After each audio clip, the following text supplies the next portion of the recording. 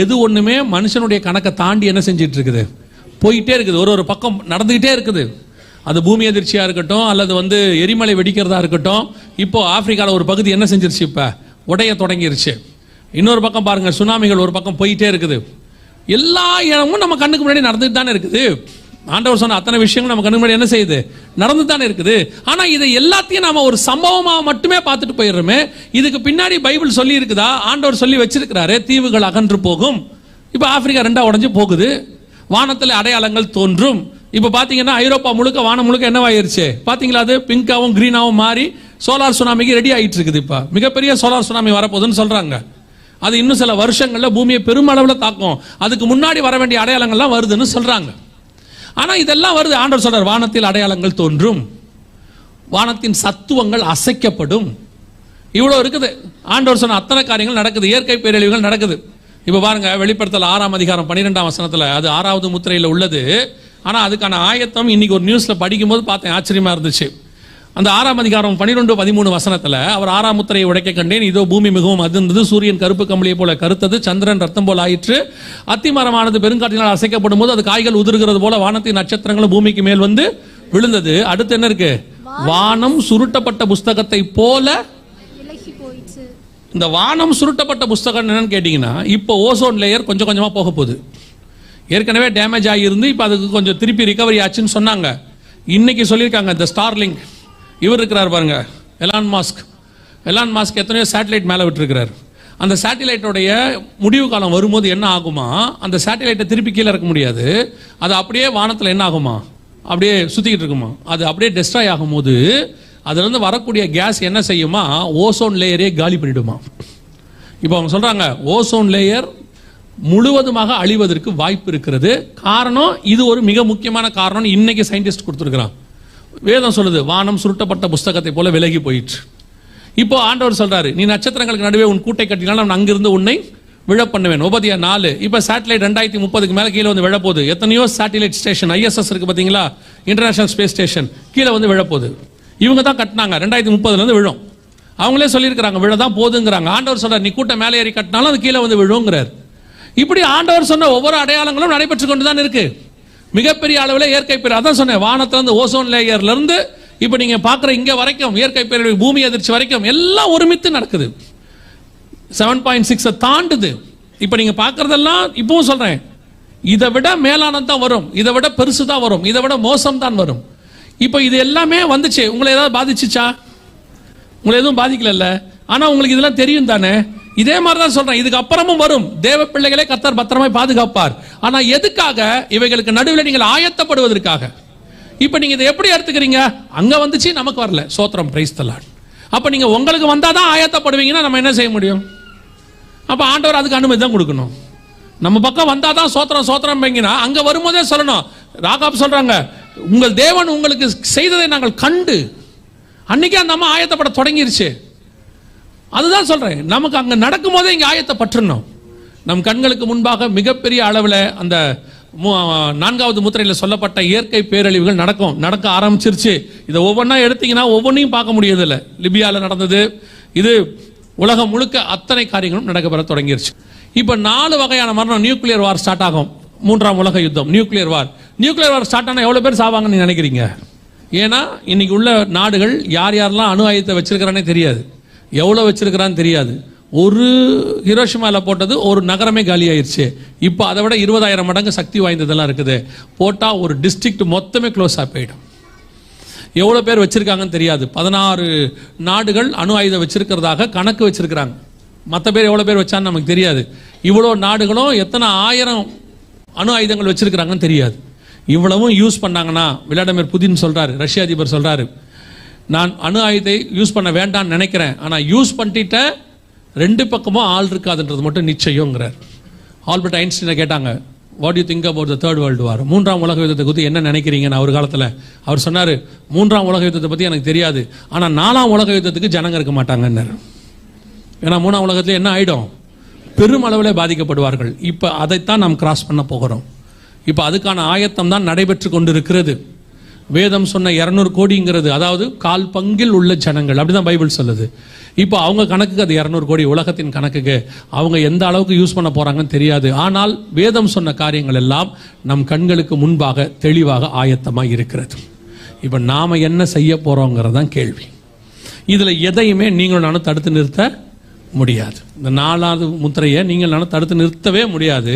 ஏன்னா மிகப்பெரிய அளவில் எல்லாமே போயிடுச்சு கையை விட்டு. ஒன்னே ஒன்று தான் இதுக்கு நடுவில் நாம செய்ய முடியும். லூக்கா 21:28 வாசிங்கள்.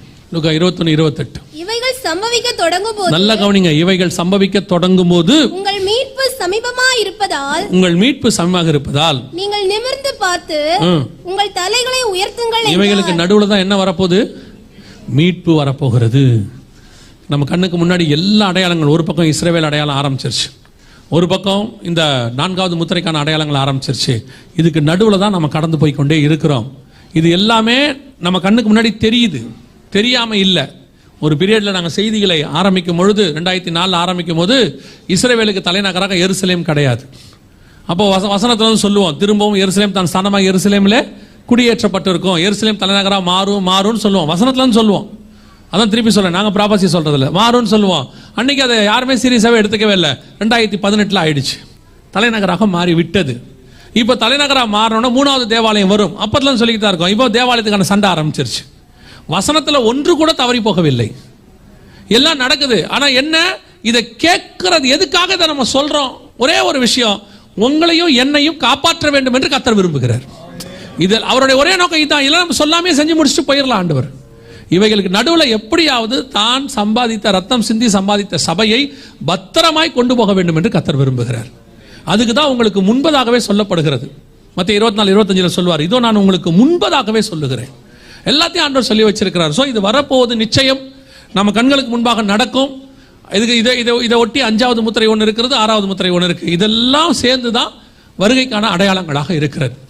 2வது முத்திரை உடைக்கப்படுவதற்கு முன்பதாக இருந்து ஒரு வருஷத்துக்கு முன்னாடி சொல்லிட்டு இருக்கிற மாதிரியே தான் இப்பவும் சொல்லிட்டு இருக்கிறோம், வரப்போகுதுன்னு. எருசலேம் தலைநகரத்துக்கு ஆகிறதுக்கு 14 வருஷத்துக்கு முன்னாடியிலிருந்து சொல்லிட்டு இருக்கோம், ஆக போகுதுன்னு ஆயிடுச்சு. அதை தான் உங்களுக்கு சொல்றோம். இது எல்லாமே ரெடியா இருக்கு, இது ஆயத்தப்படுகிற காலம் மட்டும். திருப்பி சொல்லிக்கிட்டே இருக்கிறோம். உங்கள் சபையை கர்த்தர் நேசிக்கிறதுனால தான் நான் நினைக்கிறேன் உங்களுக்கும் சொல்லணும், உங்க மூலமா ஒரு கூட்டத்துக்கும் சொல்லணும். நீங்களும் ஆயத்தப்படணும், ஒரு கூட்டத்தையும் ஆயத்தப்படுத்தணும். நீங்க முதல்ல ஆயத்தப்படுங்க. கேட்கறத கேட்டுட்டு போக வரல மறந்துட்டு போயிடாதீங்க. இல்ல உலக கவலைகள்ல 25 வருஷம் பின்னாடி நடக்க போற பொண்ணு கல்யாணத்துக்கு இப்பவே நகை சேர்க்காதீங்க. சிலது என்ன கேட்டாலும் அதெல்லாம் சொல்றது உண்மைதான், சவரன் குறைஞ்சிருக்காமே, நேத்துக்கு இன்னைக்கு கொஞ்சம் குறைஞ்சிருக்கிறாமே, மொத்த செய்தியும் பிசாசு பிடிங்கி போட்டான். இருக்கு, ஒரு குரூப் இருக்கு, நீங்க என்ன வேணா சொல்லி பாருங்க, எல்லாம் இருக்கும். அவர் சொல்றதெல்லாம் நடக்கிற மாதிரி தான் இருக்கு. ஆனந்த பவன் போவோமா, சங்கீதா போவோமா, பேசிக்கிட்டே போறது. நீங்க போக வேண்டாம்னு சொல்லலை, ஆனால் ஆயத்தம் ஒன்று நடந்துக்கிட்டே இருக்கணும், உள்ளுக்குள்ள போயிட்டே இருக்கணும். இயேசு எப்போ வந்தாலும் நான் போவேங்கிற நிச்சயம் உங்களுக்கு வந்துருச்சுன்னா அது போதும். அதுதான் கர்த்தர் உங்கள்கிட்ட எதிர்பார்க்கறது. இன்னைக்கு இயேசு வந்தால் நான் போவேன், அவரை சந்திக்கிற இடத்துல நான் இருக்கிறேன். உலகமோ உலகத்துக்கு உண்டானவைகளோ என்னை என்ன செய்யாது, இழுக்காது, பிடிக்காது. பாருங்க, லோத்துவின் மனைவிக்கு அவ்வளோ அழைப்பு ஆண்டவர் கொடுத்துட்டாரு. 2 தூதர்கள் வந்துட்டான், வெளியே கொண்டு போய் விட சொல்லிட்டான். வாசல்ல அழிவு நிக்குது. அவன் சொல்றான், அழிவு ரெடி ஆயிருச்சு, உங்களுக்காக தான் வெயிட் பண்றாங்கிறான், நீங்க போயிட்டீங்கன்னா உடனே அழிச்சிருவாங்கிறான். ஆனாலும் அவர்கள் தாமதித்து கொண்டிருந்தார்கள் இருக்கு. அப்ப வசனம் சொல்லுது, லோத்து தாமதிக்கிறதை கண்டு அவன் மேல வச்ச கிருபையில தூக்கிட்டு போய் வெளியே விட்டாங்களாம். அப்படி விட்டாலும் ஒரு அம்மா திரும்பி பதிச்சு பாருங்க. அதனால இயேசு சொல்றாரு, லோத்துவின் மனைவியை நினைத்து கொள்ளுங்கள். ஆண்டவர் உங்களுக்கு இவ்வளவும் சொல்லி, இவ்வளோத்தையும் கர்த்தர் கொண்டு வந்து சொல்லி, திருப்பி உங்களுக்கு தேவ தூதன் இறங்கிலாம் சொல்ல மாட்டான். கழுத சொல்லும் போதே மனம் திரும்பிடுங்க, அதான் உங்களுக்கு நல்லது. நான் சொல்றது புரியுதா? தேவ தூதன் வரணும்னு வெயிட் பண்ணாதீங்க. கழுத வந்து சொல்லும் போது என்ன செஞ்சிருங்க, மனம் திரும்பிடுங்க. இல்லை பிள்ளைய மாதிரி மாட்டிப்பீங்க. திருப்பி ஆண்டவர் கையை பிடிச்சி கொண்டு போய் பரதீசில விடுவாருலாம் நினைக்காதீங்க. அப்படி செய்யற ஆண்டவராக இருந்தால் ஆதாம் பழம் சாப்பிடும் போதே வாயில கையை விட்டுருப்பாரு, சாப்பிடாதரான்னு. தேவன் சுயசித்தத்தில் தலையிடுகிற ஆண்டவர் அல்ல. சொல்லுவாரு, சாகவே சாவாயின்னு, சாப்பிட்டா சாகுன்னு விட்டுருவாரு. திருப்பி வந்து கேட்டீங்கன்னா மீட்கிறதுக்கு வழி சொல்லுவார். இப்போ உங்களை மீட்கிறதுக்கான வழியை தான் சொல்லி வச்சிருக்கிறார். உங்ககிட்ட நாங்களும் ஆசையா பேசி, அழகா பேசி, இங்கே ஒரு சகோதரன் உண்டு, உன் இருதயத்தின் நினைவுகளை கர்த்தர் கண்டிருக்கிறார், கர்த்தர் உன்னை ஆசீர்வதிக்கிறார், உன் வீட்டில் நான் 3 நாள் ஜெபிக்க வேண்டி இருக்கிறதுன்னா நீங்கள் என்ன கூட்டு போயிருவீங்க? இது ஒரு பெரிய விஷயமா? இல்லையா? கண்ணை மூடிட்டு தீர்க்கதரிசனம் சொல்றதுக்கு எவ்வளவு நேரம் ஆகும்னு நினைக்கிறீங்க? அது எங்களுக்கு தேவையும் இல்லை, அது உங்களுக்கும் தேவையில்லை. எங்களுக்கும் தேவையில்லை, உங்களுக்கும் தேவையில்லை. உங்களுக்கு தேவை எப்படியாகிலும் இவைகளுக்கு தப்பி மனுஷகுமாரனுக்கு முன்பாக நிற்கணும். அதுக்கான எச்சரிப்பு தான் கொடுக்கப்படுது. ஆயத்தப்பட்டீங்கன்னா நல்லது. கர்த்தர் சொன்னபடி எல்லா காரியம் நடக்குது. நேற்று சொன்னதை திருப்பியும் சொல்றேன். அவருடைய ரத்தத்தாலே பாவ மன்னிப்புக்கு என்று ஒப்பு கொடுங்க. ஒருவேளை பின்மாற்றத்தில் இருந்தீங்கன்னா இன்னைக்கு திருப்பி ஆண்டவருக்குள்ள வாங்க. இந்த ஆண்டவரை தவிர வேற ஒருவரும் உங்களை பரலோகத்துக்கு கூட்டிட்டு போக முடியாது. அவர் ஒருவரே பரலோகத்துக்கு ஏறி போனவர். அவர் ஒருவரே நம்மை கொண்டு போய் அங்கே உட்கார வைக்க போறவர். வேற யாரும் கூட்டிட்டு போக மாட்டாங்க. உங்க சுயநீதி கூட்டிட்டு போகாது. இங்க கொஞ்சம் பேர் உட்காந்துருப்பாங்க. எப்படி தெரியுமா? இவன் ஆயத்தமாக மாட்டான், இல்லைன்னா 100 பேருக்கு சாப்பாடு போட்டுருவான். சாப்பாடு போட்டா கர்த்தர் பரலோகத்துக்கு விட்டு போயிடுவார். அப்புறம் உங்களுக்கும் புறஜாதியாருக்கு என்ன வித்தியாசம்? அவங்களும் அன்னதானம் போடுறாங்க, நீங்களும் சாப்பாடு போடுறீங்க, அவ்வளவுதான் வித்தியாசம். சாப்பாடு போடுவதனாலே உங்கள் பலன் பரலோகத்தில் மிகுதியாக இருக்கும், எந்த மாற்று கருத்தும் இல்லை. அதுக்கு நீங்க முதல்ல பரலோகத்துக்கு போகணுமே. பரலோகத்துக்கு போனா தானே அங்க பலன் மிகுதியா இருக்கும். பரலோகத்துக்கு போறதுக்கு நீங்க முதல்ல ரத்தத்தால கழுவப்படணுமே, இல்லையா? முதல்ல நீங்க பின்மாற்றம் அடைஞ்சிட்டீங்கன்னா என்ன ஆகும்? ஃபர்ஸ்ட் இயேசுவின் ரத்தத்தாலே கழுவப்பட ஒப்பு கொடுங்க. ரெண்டாவது, பிதா குமாரன் பரிசுத்தாவின் நாமத்தினாலே தண்ணீர்ல மூழ்கி ஞானசானம் எடுத்திருக்கணும். வேற எந்த ஞானசானமும் பைபிள் சொல்லல. குழந்தையில எடுத்தது, சின்ன வயசுல நடந்தது எதுவுமே ஞானசானம் இல்லை. மூன்றாவது, பரிசுத்தாவின் அபிஷேகத்தை பெற்றிருக்க வேண்டும். எபேசியர் 4:30 சொல்லுது, மீட்கப்படும் நாளுக்கென்று முத்திரையான பரிசுத்தாவியை பெற்றிருக்க வேண்டும். நாலாவது, வேறுபாடுள்ள வாழ்க்கை. உலகத்துக்கு உங்களுக்கு என்ன இருக்கணும்? வேறுபாடு. உலகம் உங்களுக்கு என்ன இருக்கணும்னா, நீங்க புறப்பட்டு போய் பாலைவனத்துக்கு நடுவில் வாழணும்னு அர்த்தம் இல்லை. உலகத்தோடு இருப்போம், ஆனா உலகம் நம்மளை என்ன செய்யாது? தொடாது. அது என்னை மேற்கொள்ளாது. இயேசு சொன்னாரு, நீங்கள் போய் சகல ஜாதிகளுக்கும் சுவிசேஷம் சொல்லுங்கள், சீஷராக்குங்கன்னு சொன்னாரு. அதோட அர்த்தம் என்னன்னா, ஆதாம்கிட்ட சொன்னார்ல, நீங்கள் பூமியை கீழ்ப்படுத்தி அதை ஆண்டு கொள்ளுங்கள்னு. அதனுடைய ஸ்பிரிச்சுவல் வெர்ஷன் அது. நம்ம தான் போய் உலகத்தை ஜெயிச்சு சபை மாதிரி மாத்தணும். சபைக்குள்ள உலகம் வரக்கூடாது. இன்னைக்கு பவுல் சொல்லிட்டு இருக்கிறாரு. பவுல் சொல்லிட்டு போனார் தெரியுமா ஒரு வசனம்? நான் போகிறேன், மந்தையை தப்ப விடாத ஓநாய்கள் வரும். இப்ப அதான் நடந்துட்டு இருக்குது. சபை உலகத்துக்குள்ள போய் உலகத்தை சபையா மாத்தணும். இப்ப சபைக்குள்ள உலகம் வந்து சபை உலகமா மாறிக்கிட்டு இருக்கு. சபைக்குள்ள உலகம் வந்துருச்சு. உங்களுக்கு அது இப்ப ஒரு சிலருக்கு இந்த உலகம் வந்துருச்சுன்னா கொஞ்சம் கேட்கறதுக்கு கஷ்டமா இருக்குது, பிரசங்கியாருக்கே கஷ்டமா இருக்கு. ஏன்னா அவங்க வாழ்ற வாழ்க்கைக்கு அது அகைன்ஸ்டா இருக்குது. இங்க சினிமா நடிகை மாதிரி ஆடுறதும், சினிமா நடிகை மாதிரி பாடுறதும், சினிமா நடிகை மாதிரி ட்ரெஸ் பண்ணி கொள்றதும், என்ன வேணாலும் பண்ணிக்கொள்ளலாம், எப்படி வேணாலும் இருந்து கொள்ளலாம். ஆனா நான் பரலோகத்துக்கு போவேன்னா எப்படி? யோசிச்சு பாருங்க. நீங்க என்ன, உங்க உரிமை தான் எல்லாம் இருக்கட்டும். ராணுவத்துக்கு போகும்போது எப்படி ட்ரெஸ் பண்ணுவீங்க? முடியாது. நான் ஸ்லீவ்லெஸ் போட்டுக்கிட்டு ஷார்ட்ஸ் போட்டுக்கிட்டு தான் துப்பாக்கி எடுத்துட்டு பார்டருக்கு போவேன்னா உங்களை முதல்ல அவனே சுற்றுவான், இல்லையா? இருக்குதானே? ஒரு ராணுவத்துக்கு போகும்போது அதுக்குரியதான ஒரு புரோட்டோகால் இருக்கு, அதை ஃபாலோ பண்ணணும்ல. நான் பரலோகத்தின் ராஜாவை சந்திக்க போகிறேன், இல்லையா? ராணியை பார்க்க போவாங்க ஒரு காலகட்டத்தில். அந்த ராணியை பார்க்க போறதுக்கு ஒரு புரோட்டோகால் உண்டு. இப்படித்தான் ட்ரெஸ் பண்ணணும்ட்டு சும்மா போக முடியாது. இந்த இஷ்டத்துக்கு ட்ரெஸ்ஸை போட்டுக்கிட்டு அப்படிலாம் போக முடியாது. ஒரு பெண்களா இருந்தா தலை மூடி இருக்கணும்.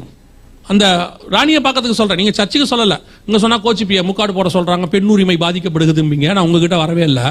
நான் ராணியை பார்க்க போகும்போது சொல்றேன், தலையில என்ன பண்ணிருக்கணுமா?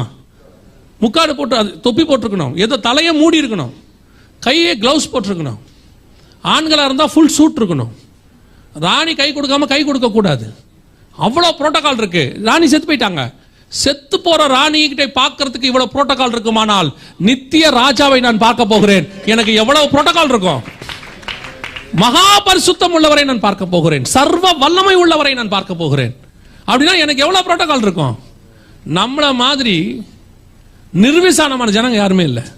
புறஜாதியாருக்கு இப்படி ஒரு தேவனையும் இப்படி ஒரு வேதத்தையும் கொடுத்தா அவன் சாகறதுக்கு கூட ரெடியா இருப்பான். யோசிச்சு பாருங்க, யூதன் மாம்ச பிரமாணத்தை வச்சிருக்கிறான், கர்த்தருக்காக சாக ரெடியா இருக்கான், அந்த தேசத்தை காப்பாத்துறதுக்கு சாக ரெடியா இருக்கான். நாம பரலோகத்துக்காக சாக கூட ரெடியா இல்லை. ஏன் இஷ்டப்படித்தான் நான் இருப்பேன். சர்ச்சில் அதெல்லாம் பேசக்கூடாது. சர்ச்சில் என்ன பேசணும்? வாருங்கள், போங்க, நல்லா இருக்கீங்களா, ஓ சாப்பிட்டீங்களா, இதை கேட்டு அனுப்புறதுக்கு நாங்க எதுக்கு? ஹோட்டலுக்காரனே போதுமே. அவன் தான் எதை பத்தியும் கவலைப்பட மாட்டான். என்ன சாப்பிட்றீங்கன்னு கேட்பான். உங்களுக்கு சுகர் இருந்தா என்ன, அவனுக்கு என்ன? வந்தோடனே கேட்பாங்க, ஸ்வீட் இருக்கு சார் வேணுமாம்பா. உங்களுக்கு சுகர் இருக்குன்னு அவர் கவலைப்பட போறான்? யார் கவலைப்படுவா? வீட்டுக்காரங்க தான் கவலைப்படுவாங்க. அப்படி கொண்டு வந்து சுகரை வச்சுனா அந்த அம்மா சொல்லும், தின்னு தொலையாதியே, ஏற்கனவே 200க்கு மேல போயிட்டு தெரியுது. கவலை யார் படுவா? அவன் வந்து திருப்பி கேட்பான், சார் வேற ஏதாவது வேணுமா? அந்த அம்மா சொல்லும், அவருக்கு போதும், நீங்க போங்க, இந்த ஆளுக்கு வேற கொடுத்து தொலைறீங்க, நைட்டெல்லாம் நான் தான் பாடு அனுபவிக்கணும் அப்படி. அப்ப வீட்டார் தானே கவலைப்படுவாங்க. அப்ப சபை தானே சொல்லிக் கொடுக்கணும் எல்லாத்தையும். சபை சொல்லிக் கொடுக்க கூடாது, என்ன எதுவும் கேட்க கூடாது.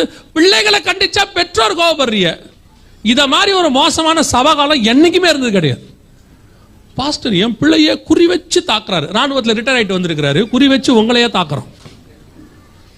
கண்டிக்கும் போது விட்டு கொடுங்கள். சில நேரத்தில் குட்டப்படும் போது அதை ஆசீர்வாதமாக எடுத்துக்கொள்ளுங்கள். எப்படி ஆகிலும் நான் பரலோகத்துக்கு போயிடணும்.